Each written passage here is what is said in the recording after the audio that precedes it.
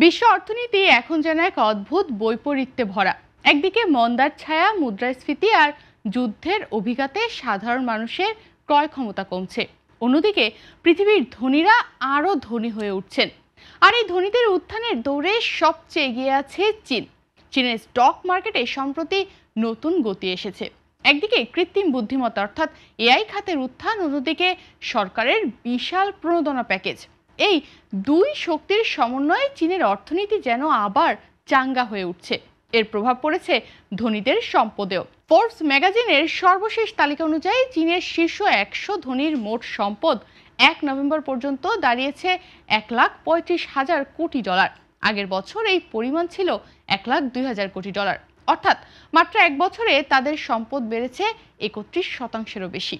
আরও অবাক করার বিষয় হলো, এই 100 জনের মধ্যে 2/3 ধনীর সম্পদ বেড়েছে আগের বছরের তুলনায়।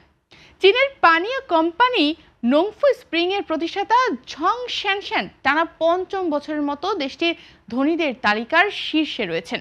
বছরের প্রথম 6 মাসেই তার সম্পদ বেড়েছে প্রায় $2,630 কোটি, যা নিয়ে মোট সম্পদ দাঁড়িয়েছে $77.1 বিলিয়ন। তার কোম্পানির রাজস্ব ও মুনাফা দুটোই উল্লেখযোগ্য হারে বৃদ্ধি পেয়েছে, যা তাকে আরও শক্ত অবস্থানে রেখেছে। চীনে তাকে বলা হয় ওয়াটার বিলিয়নিয়ার বা পানির ধনকুবের। তিনি হলেন ঝং শ্যানশ্যান। বোতলজাত পানীয় ব্র্যান্ড নোংফু স্প্রিং এর প্রতিষ্ঠাতা এবং চীনের ধনীতম ব্যক্তিদের মধ্যে তিনি একজন। 1996 সালে তার প্রতিষ্ঠিত এই নোংফু স্প্রিং আজ চীনের সবচেয়ে বড় প্যাকেজড পানি উৎপাদনকারী কোম্পানি। তাদের পণ্য শুধু বোতলজাত পানি নয়, তাদের পণ্যের মধ্যে রয়েছে চা, জুস সহ নানা ধরনের পানীয়, যা কোটি কোটি মানুষের দৈনন্দিন জীবনের অংশ হয়ে উঠেছে।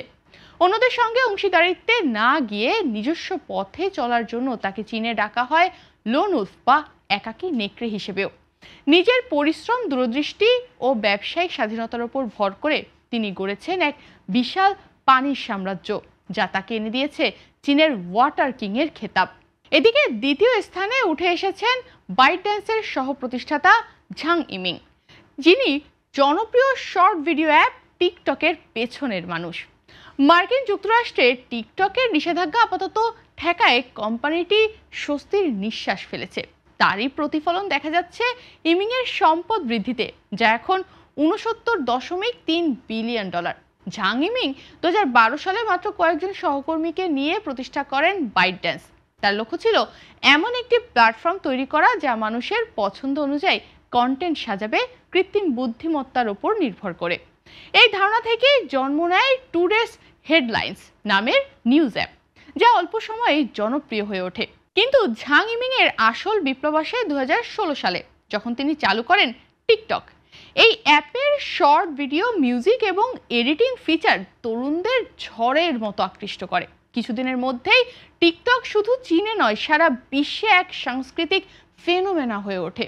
বর্তমানে টিকটকের 100 কোটি সক্রিয় ব্যবহারকারী রয়েছে, যা বাইটড্যান্সকে বিশ্বের অন্যতম সবচেয়ে মূল্যবান প্রাইভেট টেক কোম্পানিতে পরিণত করেছে। এর সুবাদে ঝাং ইমিং এর সম্পদ বেড়ে দাঁড়িয়েছে $69 বিলিয়ন বেশিতে, যা তাকে চীনের দ্বিতীয় ধনীতম ব্যক্তিতে পরিণত করেছে। তবে তার সাফল্যের পেছনে রয়েছে এক অনন্য দর্শন। মানুষের আচরণ বুঝতে পারলে প্রযুক্তিকে দিয়ে তা রূপান্তর করা যায়। এই চিন্তাধারাই তাকে অন্য উদ্যোক্তাদের থেকে আলাদা করেছে। ঝাং ইমিং খুব একটা প্রচারে আসেন না, সাক্ষাৎকারও দেন না, কিন্তু তার তৈরি প্ল্যাটফর্ম আজ কোটি কোটি তরুণদের অভ্যাস ও বিনোদনের ধরন পাল্টে দিয়েছে। তৃতীয় অবস্থানে রয়েছেন টেনসেন্ট হোল্ডিংসের চেয়ারম্যান মা হুয়াতেং। তার সম্পদ এক বছরের ব্যবধানে বেড়েছে 1/3 বেশি, বর্তমানে যার পরিমাণ $62.8 বিলিয়ন। এআই প্রযুক্তি নির্ভর অনলাইন গেম ও সুপার অ্যাপ উইচ্যাট এর বিজ্ঞাপন রাজস্ব বৃদ্ধি তার সম্পদ বাড়ার মূল কারণ। 1971 সালে গুয়াংডং প্রদেশে জন্ম নেওয়া মা হুয়াতেং পানি মা নামে পরিচিত। তিনি আজ চীনের শীর্ষ ধনীদের একজন, যার সম্পদ প্রায় $35-40 বিলিয়ন। তিনি শেনজেন বিশ্ববিদ্যালয় থেকে কম্পিউটার সায়েন্সে ডিগ্রি অর্জন করে কর্মজীবন শুরু করেছিলেন একটি টেলিকম কোম্পানিতে সফটওয়্যার ইঞ্জিনিয়ার হিসেবে। 1998 সালে তিনি সহকর্মীদের সঙ্গে প্রতিষ্ঠা করেন টেনসেন্ট, যার প্রথম বড় সাফল্য ছিল কিউকিউ মেসেঞ্জার। যা চীনের প্রথম জনপ্রিয় অনলাইন চ্যাট প্ল্যাটফর্ম। পরে 2011 সালে টেনসেন্ট তৈরি করে উইচ্যাট, যা শুধু মেসেজিং অ্যাপ নয় বরং পুরো চীনের ডিজিটাল জীবনের অংশ হয়ে ওঠে, যেখানে ব্যবহারকারীরা টাকা পাঠানো, কেনাকাটা, ট্যাক্সি ডাকা থেকে শুরু করে বিল পরিশোধ পর্যন্ত সব কিছুই করতে পারেন। এর পাশাপাশি টেনসেন্ট বিশ্বব্যাপী গেমিং ইন্ডাস্ট্রিতেও আধিপত্য বিস্তার করেছে। পাবজি, লিগ অফ লিজেন্ডস ও কল অফ ডিউটি এই মোবাইল গেমের মতো জনপ্রিয় এই গেমগুলোর মালিকানা বা শেয়ার রয়েছে তাদের হাতে। প্রযুক্তি, গেমিং এবং বিশ্বব্যাপী বিনিয়োগের সাফল্যের কারণেই মা হুয়াতেং আজ বিলিয়নিয়ার। নিভৃতে থাকলেও ব্যবসায়িক দূরদর্শিতা ও কৌশলগত সিদ্ধান্ত তাকে করেছে চীনের টেক কিং। চীনের অর্থনৈতিক সাফল্যের নতুন চালিকা শক্তি হচ্ছে এআই খাত। এই খাত থেকেই উঠে আসছে নতুন নতুন বিলিয়নিয়ার, যেমন ডিপসিকের প্রতিষ্ঠাতা লিয়াং ওয়েনফেং, যিনি মাত্র কয়েক বছরের ব্যবধানে $1150 কোটি মালিক হয়েছেন। ভাবা যায় তার কোম্পানি স্বল্প খরচের এআই মডেল তৈরি করে আন্তর্জাতিক বাজারে আলোড়ন তুলেছে। লিয়াং ওয়েনফেং এর ধনী হওয়ার পেছনে মূল কারণ হলো প্রযুক্তি ও বিনিয়োগের সঠিক সংমিশ্রণ। তিনি প্রথমে হাই ফ্লায়ার নামের একটি কোয়ান্টিটিভ হেজ ফান্ড প্রতিষ্ঠা করেছিলেন, যেখানে অ্যালগরিদমিক ট্রেডিং এবং মেশিন লার্নিং ব্যবহার করে বিনিয়োগ পরিচালনা করা হতো। এ থেকেই সংগৃহীত মূলধন ও প্রযুক্তিগত দক্ষতা পরবর্তীতে ডিপসিকে প্রয়োগ করেন। শিক্ষাগত পটভূমি অনুযায়ী লিয়াং ইলেকট্রনিক্স ও যোগাযোগ প্রকৌশলে পড়াশোনা করেছেন, যা তাকে এআই নির্ভর উদ্যোগ নিয়ে এগিয়ে নিয়েছে। ডিপসিকের প্রতিষ্ঠার পর এটি চীনে এবং আন্তর্জাতিকভাবে দ্রুত জনপ্রিয়তা লাভ করে, ফলে লিয়াং এর নেটওয়ার্থ কয়েক বিলিয়ন ডলার পর্যন্ত বৃদ্ধি পায়।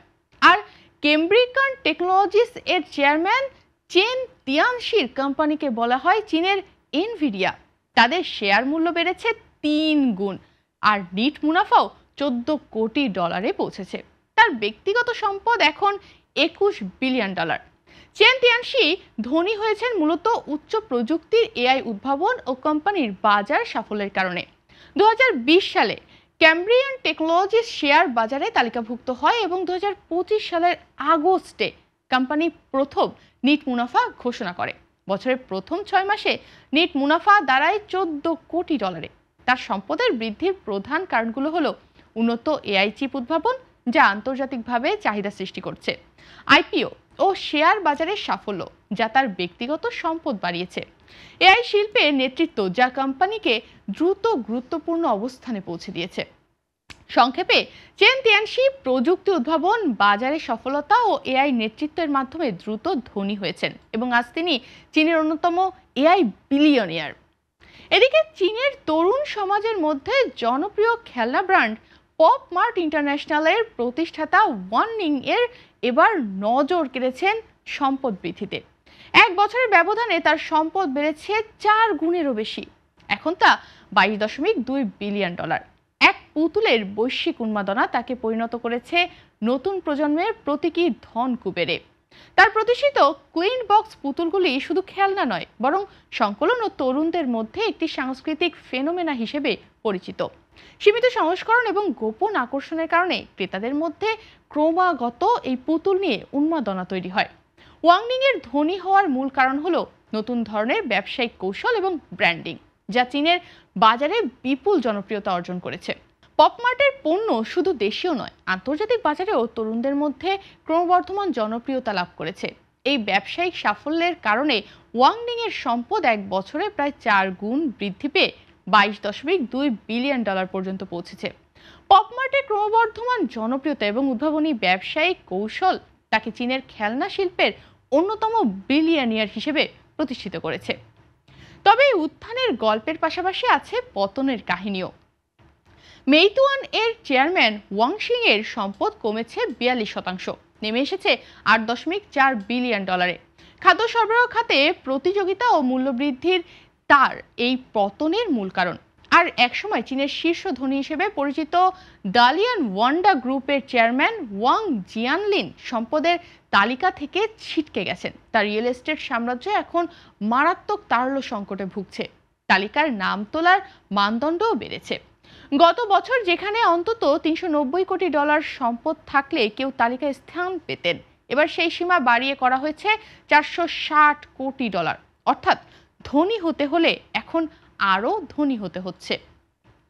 বিশ্বজুড়ে যখন সম্পদ এবং দারিদ্র্যের ফারাক বাড়ছে, তখন চীন দেখাচ্ছে নতুন দৃষ্টান্ত কিভাবে প্রযুক্তি উদ্ভাবন ও বাজার নীতি মিলে সম্পদ সৃষ্টি করা যায়। একসময় যে দেশ ছিল সস্তা শ্রমের উৎপাদন কেন্দ্র, আজ সেই দেশই হয়ে উঠছে বিলিয়ন ডলারের প্রযুক্তি সাম্রাজ্যের জন্মভূমি। চীনের এই ধনী শ্রেণী শুধু তাদের নিজেদের সম্পদই বাড়াচ্ছে না, তারা গড়ে তুলছে নতুন এক বৈশ্বিক অর্থনৈতিক বলয়, যা আগামী দশকের বিশ্ব অর্থনীতিকে প্রভাবিত করবে নিঃসন্দেহে।